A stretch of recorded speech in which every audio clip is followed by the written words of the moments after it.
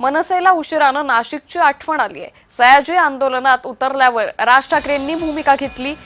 त्यामुळे तपोवनातील वृक्षतोडी विरोधात सयाजी शिंदे हे आज आंदोलनात सहभागी झाले, आंदोलनात उतरले आणि सयाजी शिंदे आंदोलनात उतरल्यानंतर मनसे अध्यक्ष राज ठाकरेंनी या सगळ्या प्रकरणावर आपली भूमिका मांडली आहे।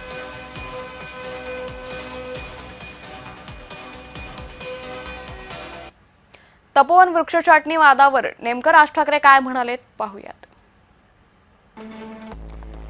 साधूंच्या नावाखाली संधी साधूपणा भाजपनं करू नये। उद्योगपतींच्या फायद्यासाठी संधी साधूपणा नको। सरकार उद्योगपतींचे दलाल म्हणून काम करतंय। उगाच संघर्ष वाढवू नका।